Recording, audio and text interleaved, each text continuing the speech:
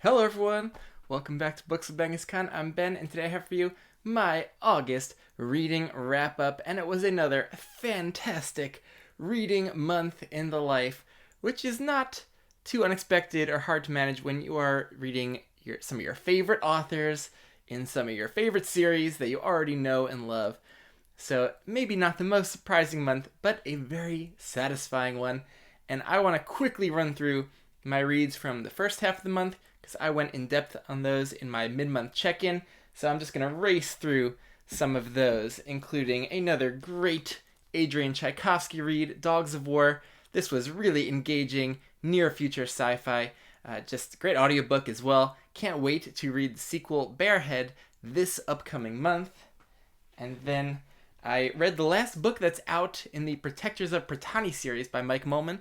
This is To Speak with Elders. It's the kind of third book, but the second main novel that follows up on Becoming a Druid, and really just more of the same quality questing that we got from that first book and the novellas as well. I love the audio narration by James Meunier, and yeah, I can't wait to get the next book, which will be from a bunch of different POVs from side characters in the series. So yeah, just continuing this really solid journey so far. And then there were 3 more Bernard Cornwell books as I'm steadily making my way through his entire oeuvre, if I've said that French word right.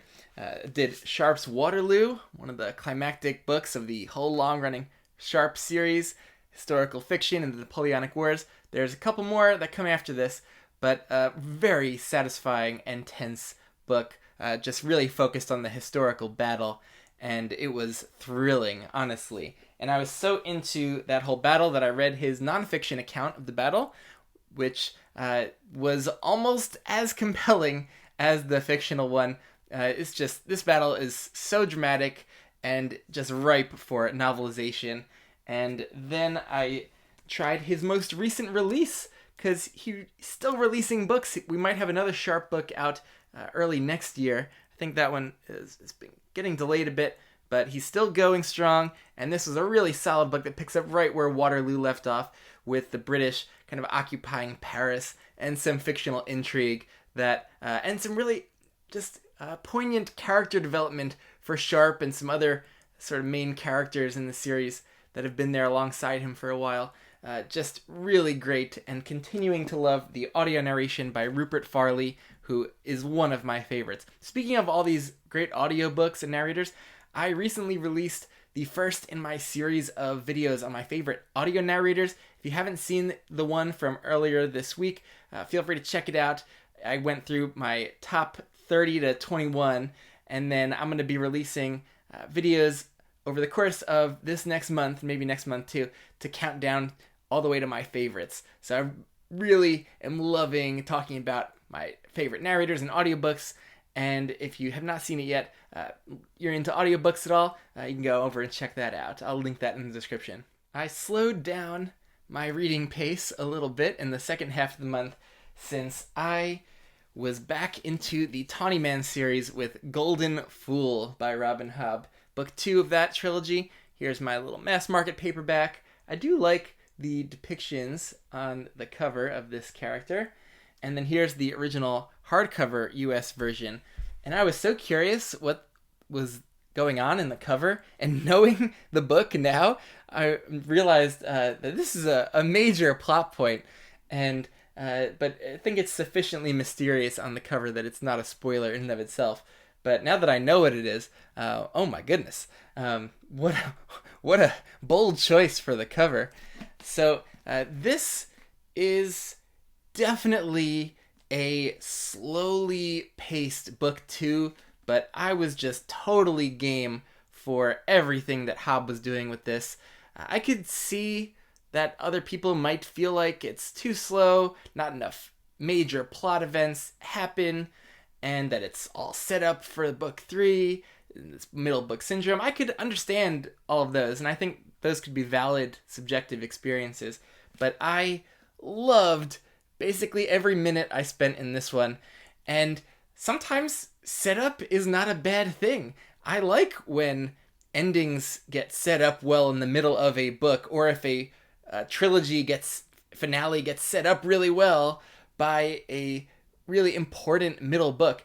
The events that are coming in book 3 would not make sense, would not have the imagined payoff I'm assuming they will have without all the long, intense journey that we go through on this book, which is largely about character interactions. And there's just such a depth and complexity to what's going on here with our POV character Fitz and all of his different kind of relationships and the interactions he has and the subtext and what Fitz does and doesn't understand about his relationships and what the other people are thinking and feeling around him. For a book where not a lot of really dramatic events happen, this was just really compelling and suspenseful in a lot of ways. And after the tense kind of quests that we went on in the last book, I was kind of ready to settle in and for, maybe stay in one location and for less to be going on, just to spend more slice of life time in this world with these characters. And we got that, and that was pretty much exactly what I was hoping for. So that made me really happy. Easy 5 stars.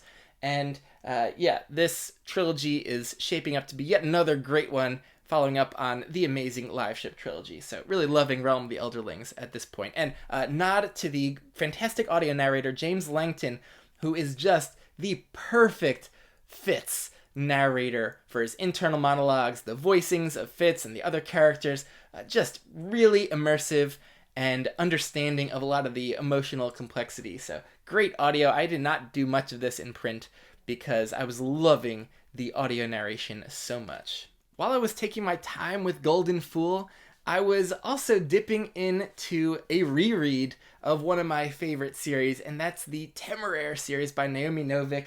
So I got through His Majesty's Dragon and Throne of Jade, books 1 and 2, and these are pretty short books, and I was doing it a lot in audio because when I read these about 4 years ago, maybe 5 years ago now, did not do them by audio at all, just did them in print, and I also recently got the Grim Oak special edition omnibus of the first 3 books with some, in this great, huge edition with, this is just the naked hardback. I took off the slipcover and it has that great kind of dragon foil on the front cover.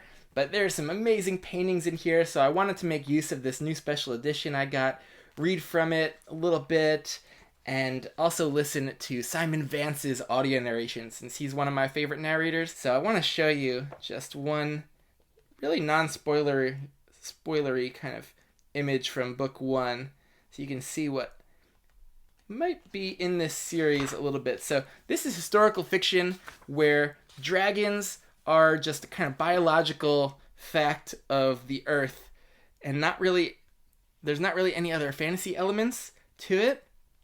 And it reads much more like historical fiction than fantasy.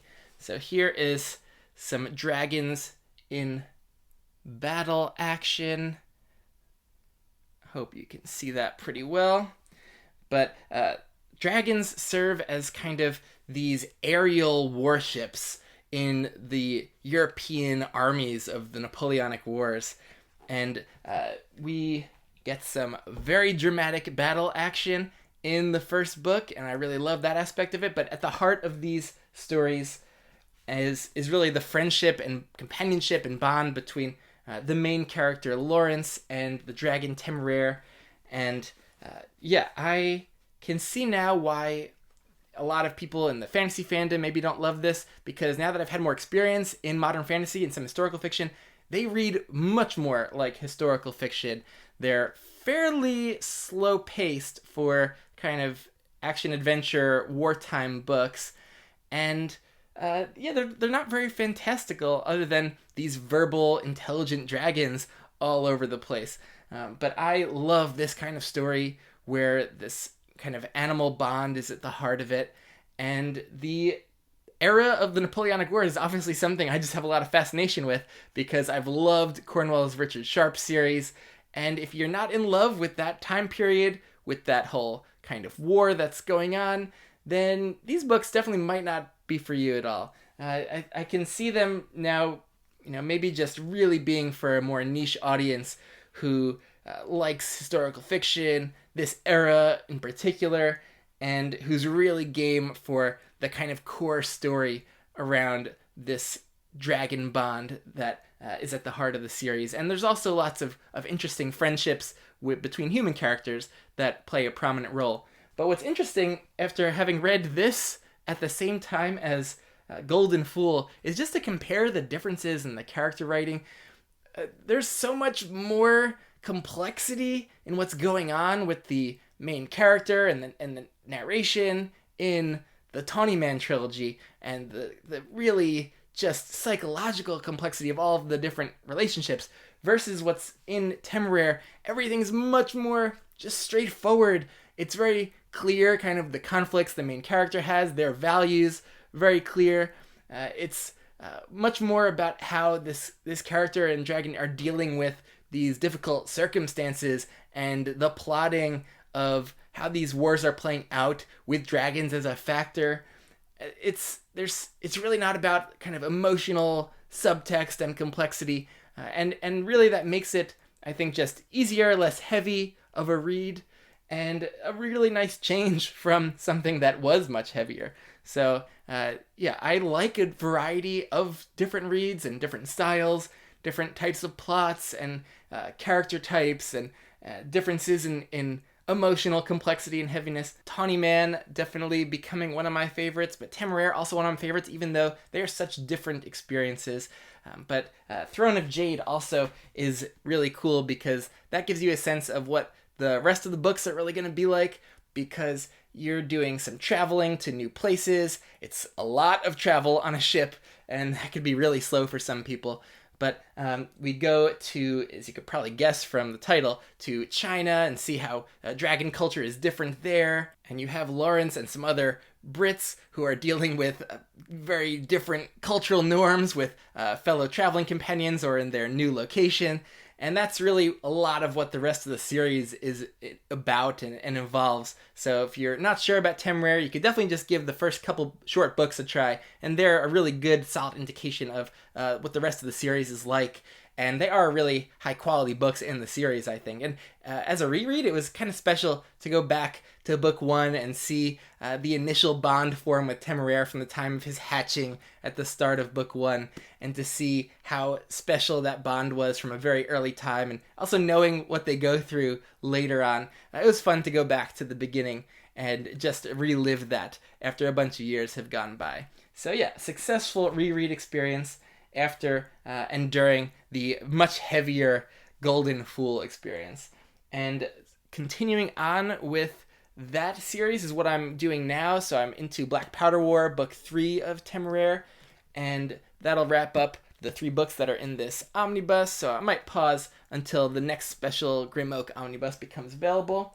And other things I'm going to be reading, certainly the finale to the Tawny Man trilogy, Fool's Fate, is something I'll be tackling. And this is a beefy boy, because this is almost 1,000 pages in mass market in the US version.